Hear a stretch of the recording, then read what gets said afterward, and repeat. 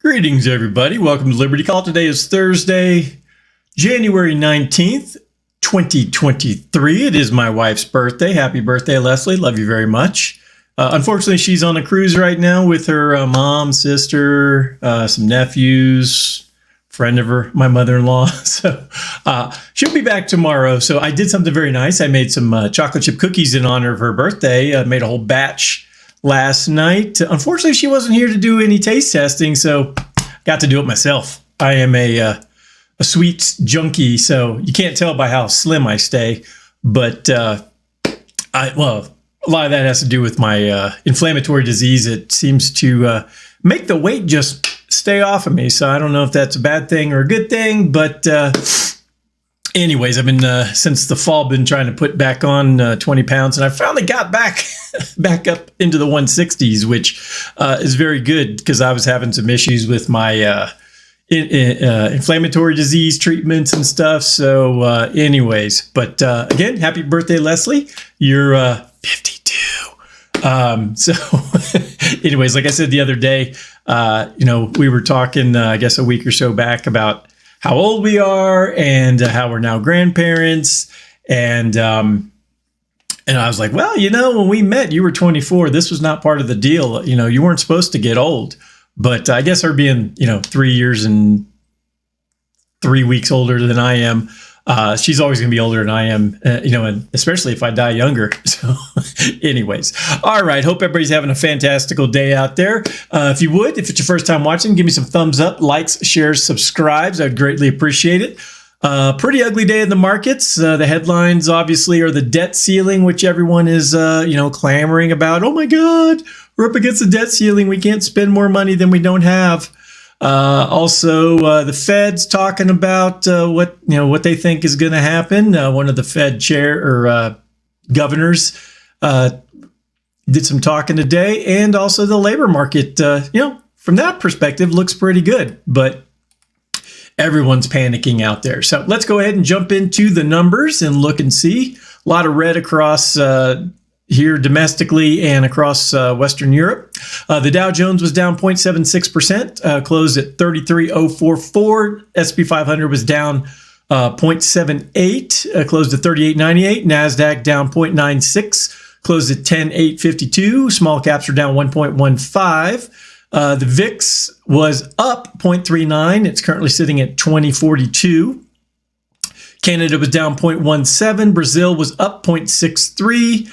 Mexico up 0.33. Going across the Atlantic, Germany was down 1.72. UK down 1.07. France down 1.86. Euro stocks down 1.92. Netherlands down 1.79. Spain down 1.57. Italy down 1.75. Switzerland down 0.95. And Portugal down 1.77. Both Russian exchanges were red today. MOEX down 1.25, RTSI down 1.32. And the overnights actually weren't too bad in Asia. Japan was down 1.44. Australia was up 0.57. New Zealand down 0.34. Most of the Chinese markets were in the green overnight. Shanghai was up 0.49. The SE component up 0.87. China A50 up 0.15, DJ Shanghai up 0.61. Hang Seng was down 0.12. Taiwan weighted came in up 0.04, so basically flat for the day. So like I said, most of the markets globally were down, but the overnights in Asia were not too bad. All right, well, let's go ahead and read through today's market recap, see what they have to say. Wall Street dips as tight labor market fuels Fed worry. U.S. stock indexes declined on Thursday after data pointing to a tight labor market fueled concerns the Federal Reserve will maintain its aggressive path of rate hikes and result in a policy error that could tilt the economy into recession. Again, they are super worried about putting us into recession. Well, again, they should have probably thought about that before printing all that money 2 or 3 years ago and all those stimulus bills for, the corona, which, was in my opinion, was dramatically overblown by the media, the government. It's weird to watch these people freak out about something that has a mortality rate, at least in my age group from 40 to 50, of about 1/4%. So, what's that Nimrod's name? Sam.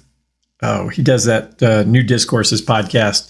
Anyways, he's a neuroscientist, Sam. I can't remember his last name. Anyways, he was saying, well, if the Rona was killing kids at a 1% rate, this wouldn't even, this wouldn't have, we would have, not listened to all this, oh gosh, how did he put it? All this chatter about, going too far and the vaccines and all that good stuff. Sam Harris, that's his name. Anyways, of course, if you twist and turn it and make it into something far worse than it was, people probably would have reacted differently. But that's why people are upset, is because you shut down the world, you shut down the economy, you force people out of jobs because they didn't want to, take this therapeutic. And, people have a right to be upset. So anyways, let me go ahead and jump back into the article here. A report from the Labor Department showed weekly jobless claims were lower than expected, indicating a labor market remains solid despite the Fed's efforts to stifle demand for workers. Expectations the central bank would further dial down the size of interest rate increases at its policy announcement next month were unchanged by the report. Investors have been looking for signs of weakness in the labor market as a key ingredient for the Fed to slow its policy tightening measures. Other data showed manufacturing activity in the Mid-Atlantic region was subdued again in January, while data from the Commerce Department confirmed the recession in the housing market persisted.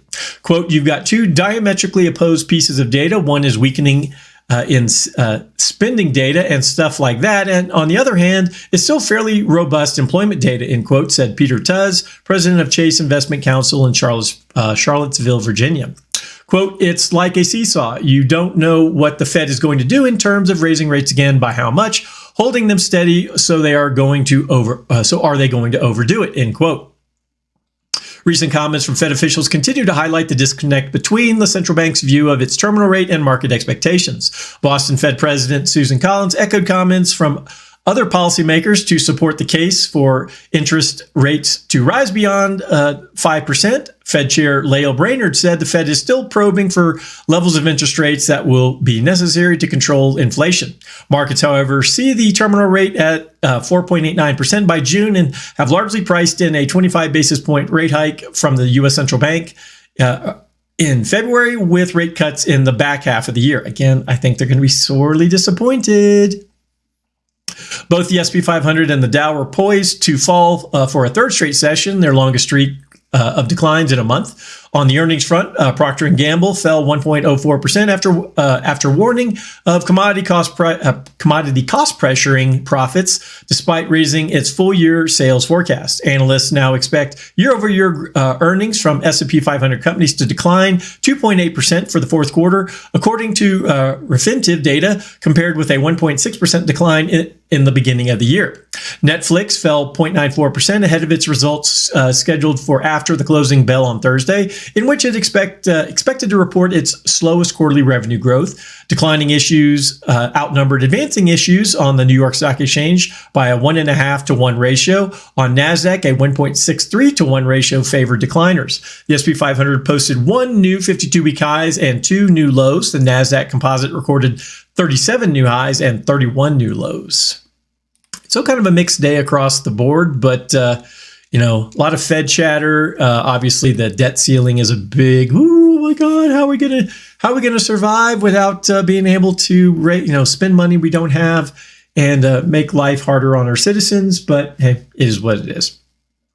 All right, let's go ahead and read through this quick article about the debt ceiling. U.S. hits debt ceiling amid standoff between Republicans and Democrats. They're all the same.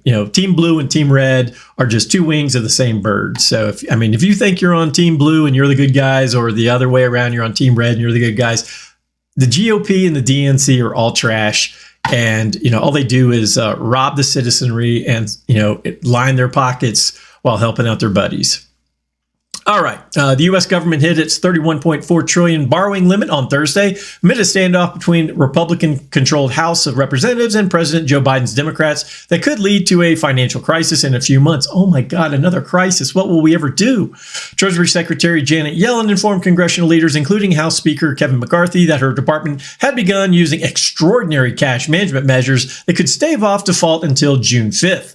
Yellen warned that the June date was subject to considerable uncertainty due to the challenge of forecasting payments of government revenues months into the future. Quote, I respectfully urge Congress to act promptly to protect the full faith and credit of the United States, end quote, Yellen told congressional leaders in a Thursday letter. Again, maybe if they hadn't acted so irresponsibly over the last, I don't know, my entire lifetime, we wouldn't have this problem. I mean, the government debt was, what, $7-8 trillion when Black Jesus took over in 2008, and I mean he continued to spend money like a drunken sailor, like Bush before him, and Trump did the same thing, just spend. Then we had Corona, and that was just a license to spend even more money. So again, maybe if we didn't spend so much, I mean the Treasury brings in between $3 and $5 trillion a year. You can't sustain the government on that and pay down the debt with that amount of money. Please. I mean, it's aggravating to hear these people cry poor. Let's jump down a little further. The prospect of brinkmanship has raised concerns in Washington and on Wall Street about a bruising fight over the debt ceiling this year that could be at least as disruptive as the protracted battle of 2011, which prompted a downgrade in U.S. credit rating and years of forced domestic and military spending cuts.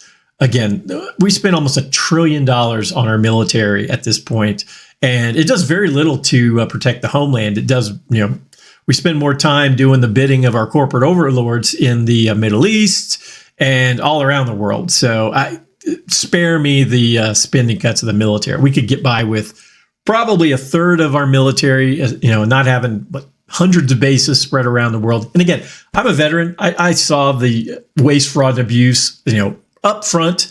I had a front row view to it. I mean, hell, at the end of the fiscal year, and I know we did this in 1994 because I was a plane captain on the flight line at VFA 106 at the time, because in September, it's the end of the fiscal year, starts over again October 1st. We would fly flights out over the ocean, dump all the gas out of the tanks. The planes would fly back. They'd go back through the high-speed fuel pits, which is basically a drive-through gas station on the base, fill them back up with gas, put another pilot in the seat, fly him back out over the Atlantic and do it all over again. And we did that for weeks so that we would get a bigger ration of fuel going into the next year, which was fiscal year 1995. So I know because I ran the desk at the time, and it's just inexcusable. So don't tell me that the federal government is one of the biggest polluters in the world. That's why I get such a laugh out of all this green initiative BS.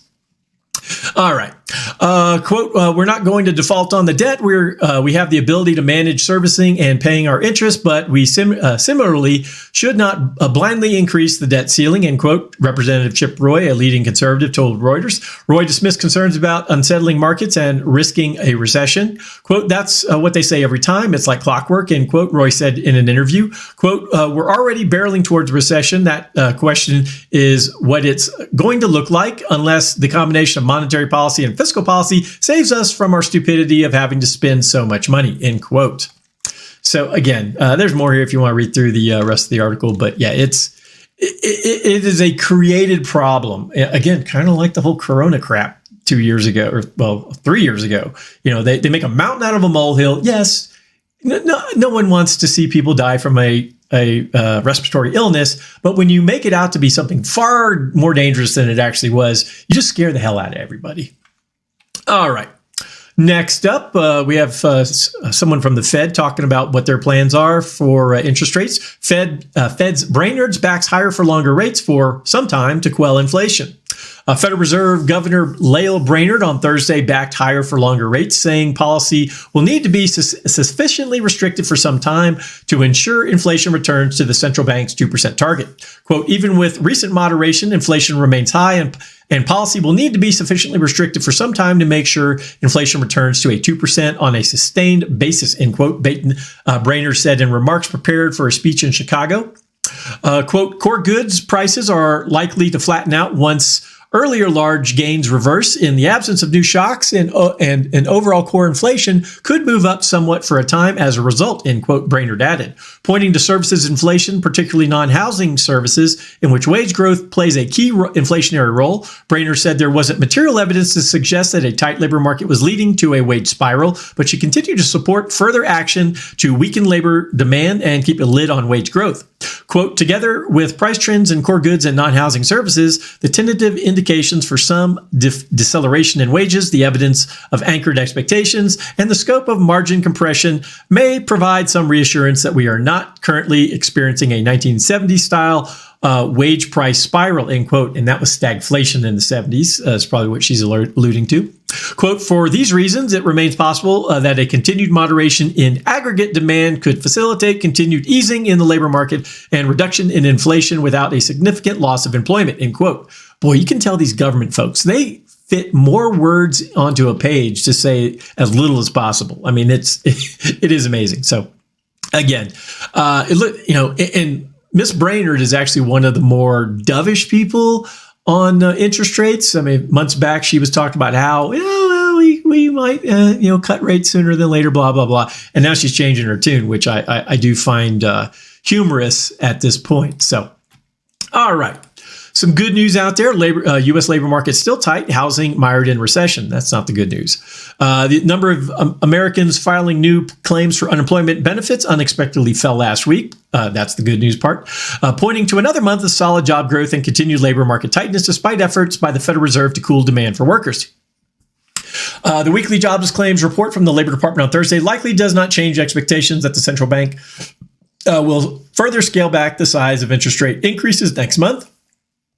It, however, poured cold water on financial hopes that the Fed would pause its fastest rate hiking cycle since the 1980s, which had been fanned by a slump in retail sales in December and a retreat in inflation. Quote, it's a frustrating reminder for the Fed that the labor market remains tight as employers hold on to workers, end quote, said Matthew Martin, a U.S. economist at Oxford Economics. Quote, we don't expect a spike in initial jobless claims even as the economy slows, end quote. Initial claims for state unemployment benefits dropped 15,000 to a seasonally adjusted 190,000 for the week ending January 14th, the lowest level since September. Economists polled by Reuters had forecast 214,000 claims for the latest week.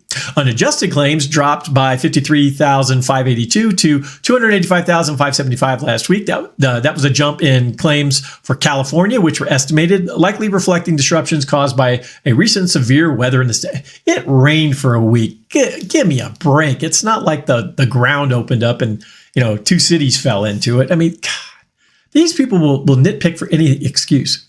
That offset was offset by sizable declines in Georgia, Michigan, New Jersey, Wisconsin, New York, and Texas. Jumping down a little further, the claims data released Thursday covered the period during which the government surveyed businesses for non-farm payrolls, component of January's employment report.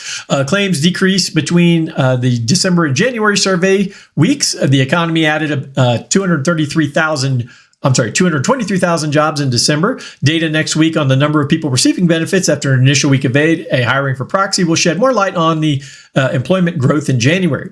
In the week ending January 7th, so-called continuing claims rose 17,000 to 1.647 million, the claims report showed. That suggests that some unemployed could be experiencing difficulties finding work. While the labor market continues to defy expectations, recession risks are rising. And then there's more in here about the housing market. But again, with interest rates going up, it's really put a big kibosh on, the super hot real estate and home market that over the last couple of years. But it is what it is. So, all right. Well, I have a date with the snowblower. So let me drag this over here so you can see what I'm talking about. See all this snow here on my screen? Let me make that a little bigger for you. Yeah, this is my driveway right now. So that's why I'm doing this video a little earlier than normal, because this is probably going to take me about an hour to clear off. Got to clear off my truck, clear the spot for my wife. So when she gets home tomorrow afternoon, she has a place to park. So anyways, and, over this way, that way, here to the left of the screen, the mountains are over this direction. So, within about an hour and a half, the sun will be behind the mountains because I'm on the east side of the Front Range. And so I want to get out there before the sun goes away and I don't freeze my butt off. So anyways, all right. Well, I hope everyone has a fantastical evening. If anyone needs anything from me, please go to dsafinancialgroup.com. All my contact information is there. And I will hopefully be back tomorrow, and if I don't freeze to death outside this afternoon, and to wrap up the rest of the week. And like I said, if anyone needs anything from me, please go to my website to book a meeting, drop me a phone call, send me an email, whatever you'd like. Hope everyone has a great evening. I'll talk to you next time. Adios.